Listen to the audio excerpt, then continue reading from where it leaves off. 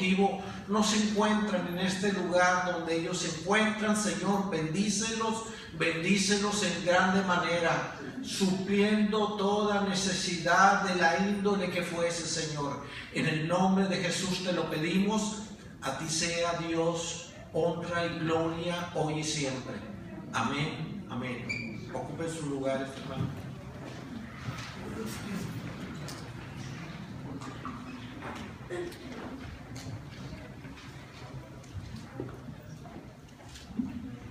Quisiera nada más hacer un recordatorio del símil que hablábamos, del cual nuestro Señor Jesucristo, porque es clave para lo que vamos a ver, cuando nuestro Señor Jesús en San Juan 3 expresó, en San Juan 3:14, cuando dijo: como Moisés levantó la serpiente en el desierto, así es necesario que el Hijo del Hombre sea levantado, para que todo aquel que en él cree no se pierda, mas tenga la vida eterna.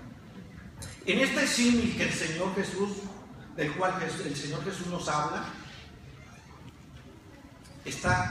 se relaciona o se enlaza con lo que sucede en el Antiguo Testamento, en los tiempos de Moisés.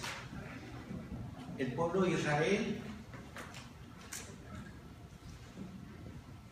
murmuró en contra de Dios y de Moisés, haciendo un poco de remembranza, porque sí es importante, considero importante para donde vamos. El pueblo de Israel, hermanos, murmura en contra de Dios y de Moisés, y Dios envía serpientes ardientes que empezaron a morder al pueblo de Israel, y el pueblo comenzó a morir y tuvieron grande temor. Un gran número de israelitas murieron y fueron ante Moisés y le dijeron: ¿sabes qué? Ora a Dios, porque aquí cada vez somos menos. Y Moisés oró a Dios y Dios le dio la respuesta y le dijo: hazte una serpiente ardiente y ponla sobre un asta, y todo aquel que sea mordido por la serpiente, todo aquel que en su cuerpo esté fluyendo el veneno y mire a la serpiente en el asta, va a ser sanado. Y Moisés lo hizo como Dios le había dicho. Hizo una serpiente de bronce, la pusieron sobre un asta, y las serpientes, este pueblo había sido rebelde, hermano, y las serpientes seguían mordiendo al pueblo de Israel. Seguía fluyendo el veneno en el pueblo judío, el veneno de las serpientes donde mordía seguía fluyendo por el cuerpo de los israelitas. Pero todo aquel que miraba aquella serpiente de bronce en un asta era sanado, vivía. El Señor Jesús toma esta ilustración para hablar de su muerte, para hablar de la manera que Él se iba a ofrecer en la cruz. Y hablábamos de algunas similitudes. La ordenanza para Moisés venía de lo alto: hazte la serpiente, una serpiente, la pone sobre un asta. Una serpiente de bronce hizo Moisés. Y esa serpiente, hermanos, aparentemente tenía la misma similitud, eran casi iguales. Si la veían a lo lejos, probablemente tenían las mismas características externas. Pero la serpiente de bronce no traía veneno. La serpiente ardiente, las serpientes pues inyectaban el veneno, ¿sí? Pero solamente bastaba una mirada del ojo de los hombres y mujeres del pueblo de Israel que estaban siendo atacados por aquellas serpientes, y mirar aquella serpiente levantada para vivir. Y en este símil de la serpiente con nuestro Señor Jesucristo, encontramos, hermano, que nuestro Señor Jesús, dice la palabra de Dios en 1 Corintios capítulo 15, ¿sí?, versos 21 y 22, dice que como el pecado entró por un hombre, también por un hombre la vida, ¿sí? Aparentemente, hermanos, nuestro Señor Jesús fue levantado en una cruz y aparentemente, exteriormente, eran similares. Mas el Señor Jesús, que había estado sobre la humanidad, sobre la raza humana, el Señor Jesús fue sin mancha, ¿sí? Sin mancha. Y aquí, hermanos, entran los ojos del alma y de la fe. Solo más basta mirar al Señor Jesús con los ojos del alma y rendirse a Él, hermanos, y el hombre y la mujer que está siendo atacado no por el veneno de una serpiente, sino por el veneno del pecado, hermano, es salvo.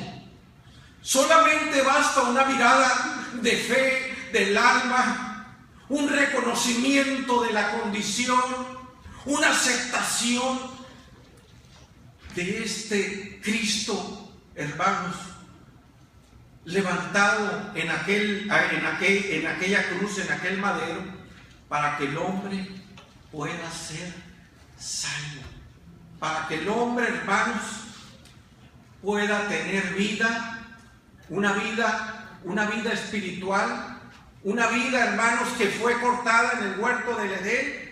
En el huerto del Edén se rompe la comunicación entre el hombre y Dios. Espiritualmente el hombre muere, pero cuando acepta al Señor Jesús, el Espíritu de Dios viene a morar en él. Y no solamente el Espíritu de Dios, Cristo mismo viene a morar en cada uno de los redimidos. Y también hablábamos que, según la historia, hermanos, la crucifixión la iniciaron los bárbaros. Los bárbaros escogieron la crucifixión como un castigo para los malhechores, para los maleantes, para todo aquel que lo consideraban agresor de la ley o transgresor de la ley.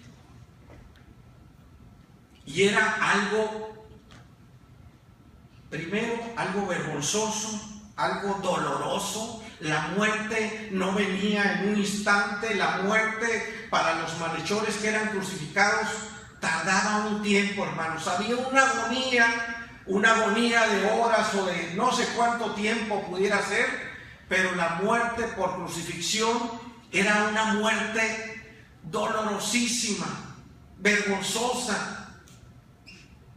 Hermanos, ser exhibido. Ya sabían que todo aquel que estaba en una cruz crucificado era un malhechor. Los romanos, los griegos y romanos adoptaron la crucifixión como una forma de castigo. También el pueblo de Israel, hermano, lo consideraron, lo tomaron la crucifixión como una forma de castigo. A pesar de saber, a pesar de saber lo vergonzoso, lo doloroso, incluso Pablo dice en Gálatas 3:13 que es maldito todo aquel que es colgado en un madero, ¿sí?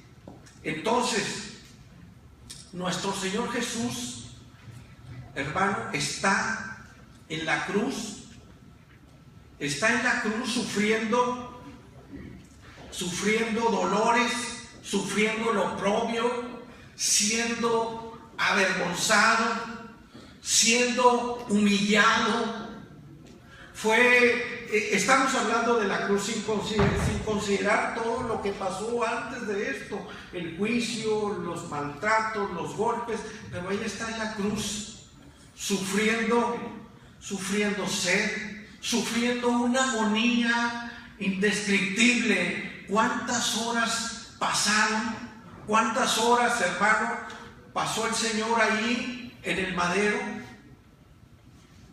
No sé exactamente, no sabría decirle. Fueron varias horas. Fue un tiempo largo donde Él experimentó lo que era el dolor, la agonía, donde Él expira finalmente. A donde quiero ir en esta mañana es entender que el sacrificio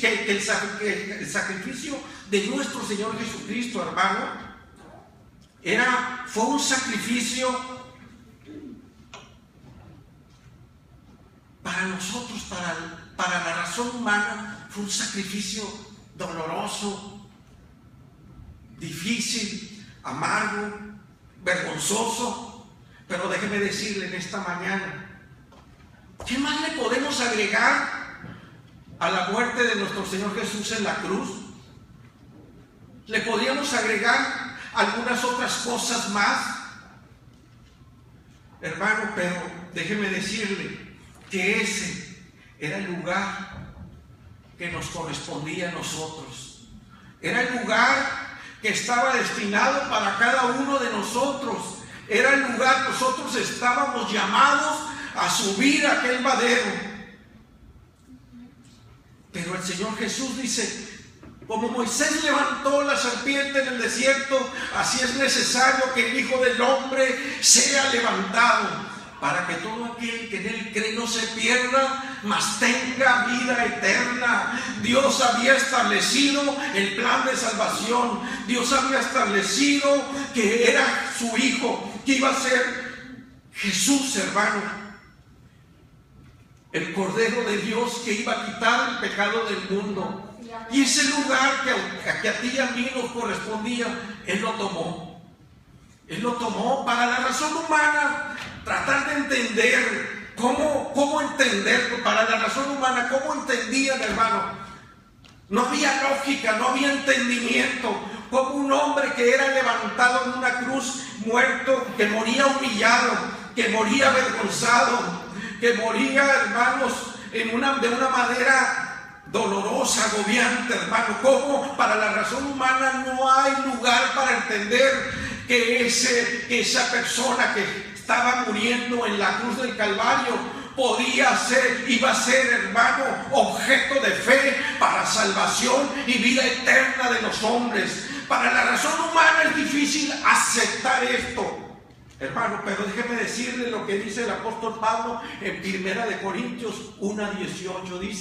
¿Qué dice Pablo en 1:18? Dice, porque la palabra de la cruz es locura para los que se pierden, pero a los que se salvan, esto es a nosotros, es poder de Dios.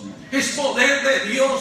Para la razón humana, hermanos, es locura, pero para usted y yo que hemos sido salvados, para usted y yo que le hemos conocido y le hemos recibido en el corazón, es poder de Dios. Hermano, la iglesia no se levanta con ministerios, si no es el poder de Dios, si no es el Cristo crucificado, hermano, el que se mueve en el interior de cada uno de nosotros. La iglesia no se moverá si no es obra del Espíritu Santo el que trae la revolución dentro de nosotros.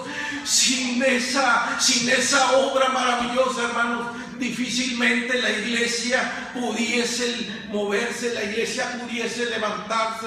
Eso es obra de Dios y esto es obra del Espíritu Santo. Dios trabajando, Dios obrando, Dios moviéndose en cada uno de los redimidos.